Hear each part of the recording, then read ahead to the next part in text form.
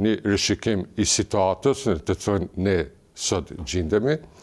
Kur flasim për siguri, nuk flasim për një gjendje statike, për një gjendje të pandryshueshme. Është një ndër fushat që thuajse çdo ditë evoluon. Nëse diçka sot deklarojmë, nuk do thotë që vlen edhe pas një muaji.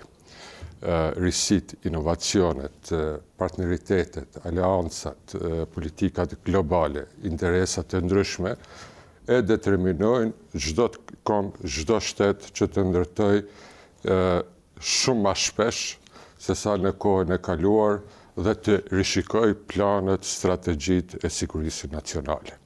Tani për gjitha këto çështje që u ngritën deri tani, ne duhet të fillojmë nga niveli më i lartë.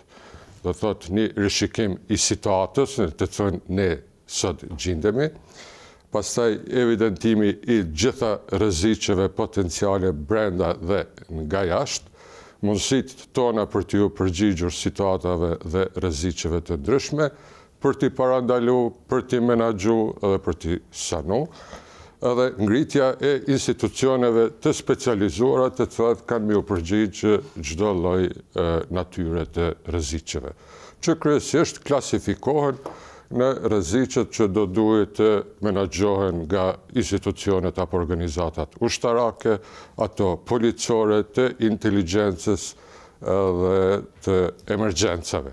Do thotë është një spektër i gjerë, mjaft kompleks, shumë faktor janë të ndërlidhur njëri me tjetrin, do një trajtim gjithëpërfshirës, po edhe trajtim të detajuar, filluar nga faktori kryesor që e determinon një mision, një detyrë, një operacion, faktori njeri, faktori teknika, faktori kohë e tjera. U tha që gjitha këto çështje për cilat flasim nuk janë vetëm çështje tona të izoluara, nuk jemi një oazë, por varet edhe nga ngritja e marrëveshjeve, partneriteteve, aleancave, si pretendues të jemi pjesë e një bote demokratike, një rrugtimi dhe integrimi euroatlantik.